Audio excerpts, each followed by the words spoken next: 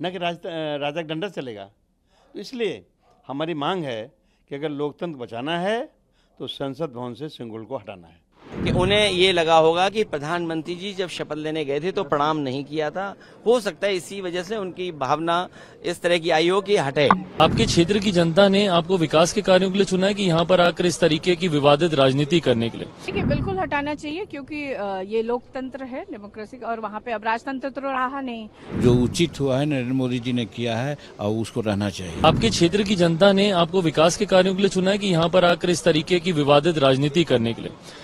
भाई, जिस तरीके से ऐसे प्रतीकों को गलत दृष्टि में इतने दशकों से दिखाने का प्रयास किया गया, आज जब हमारे प्रधानमंत्री जी के द्वारा उन्हें उचित सम्मान दिया जाता है, क्यों इन्हें इन सारी चीजों से ऐतराज होता है?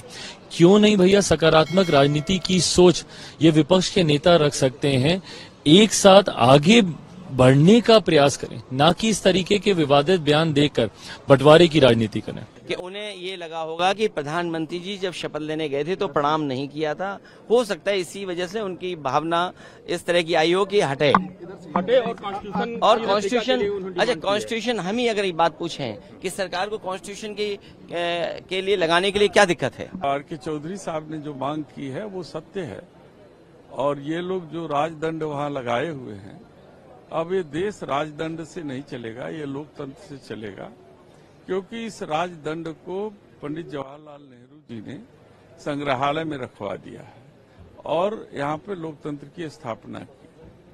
और मेरा मानना ये है कि ये लोग लोकतंत्र को हटा करके राजतंत्र लाना चाहते हैं, उसके प्रतीक के रूप में राजदंड को वहाँ पे स्थापित किया है।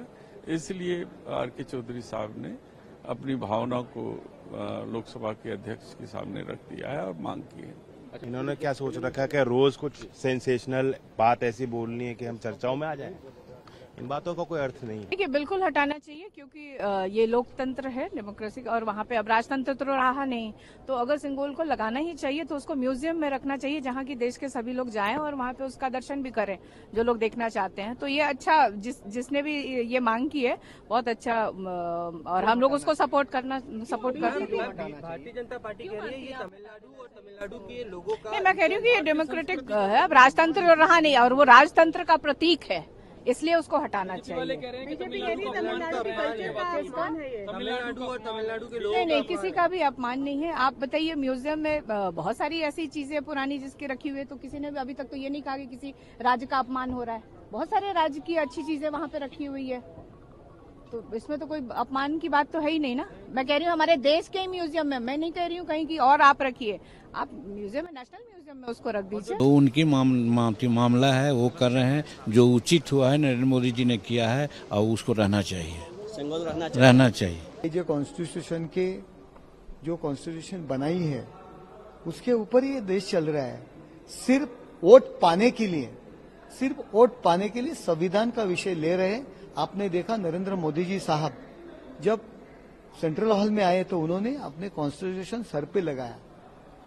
तो संविधान का मान और सम्मान रखते हुए ये देश चल रहा है।